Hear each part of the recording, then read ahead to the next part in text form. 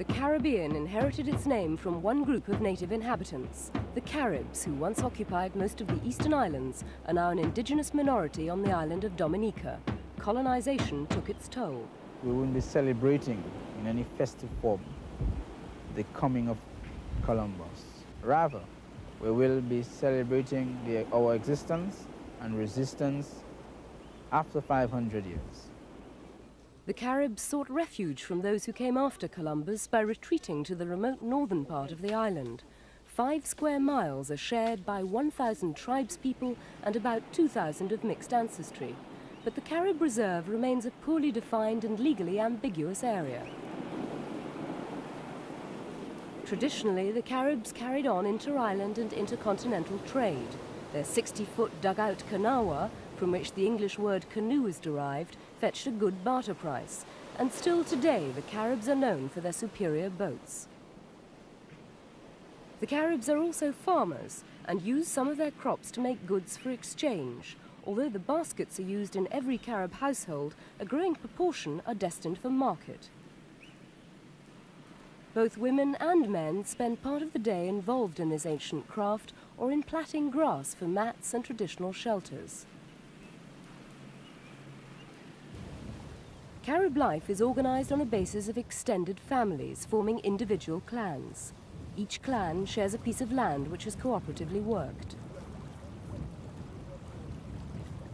But now the very foundation of this society is under threat. Dominica's government is trying to encourage individual ownership of Carib property. To the tribespeople, it appears this could endanger the status of the reservation and their future security. One person is able to voice the concern of his people. I have great pleasure in presenting the sash of office to the Carib chief.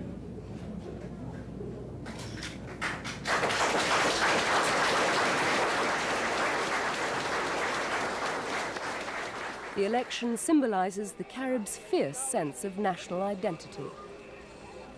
The biggest threat at present to the Carib people's existence of Dominica is the government pressures or programs being implemented directed at privatizing the Carib land, which has been communally owned over many years, centuries.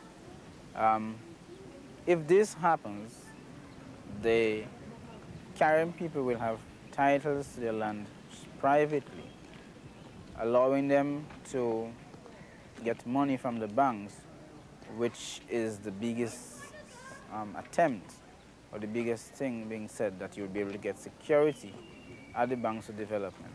And if that happens, I'm afraid that the Carib people may have problems in paying back the loans which they borrow effectively.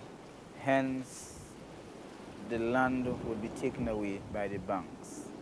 When that happens, it means that the Carib people would totally go out of existence, because as it is now, the land is the major thing that keeps the Carib people together. If Caribs were given deeds to the territory they now occupy and cultivate, the unoccupied and uncultivated land would be available for purchase by any Dominican. More importantly, the Caribs could lose all rights to live and work on their existing plantations.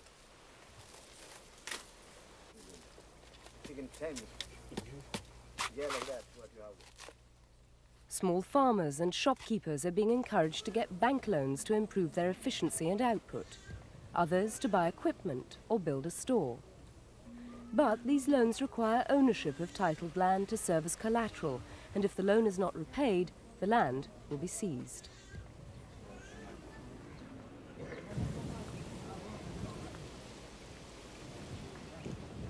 As long as the reservation retains its current legal status, the land cannot be purchased by outsiders and is therefore held in trust for successive generations of Caribs.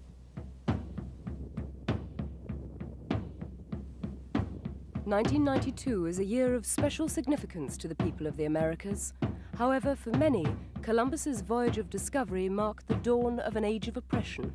For 500 years, the Caribs have fought successive attempts to deprive them of their right to live on the island. As before, they are determined to prevail and ensure the last Amerindian community in the Caribbean will survive.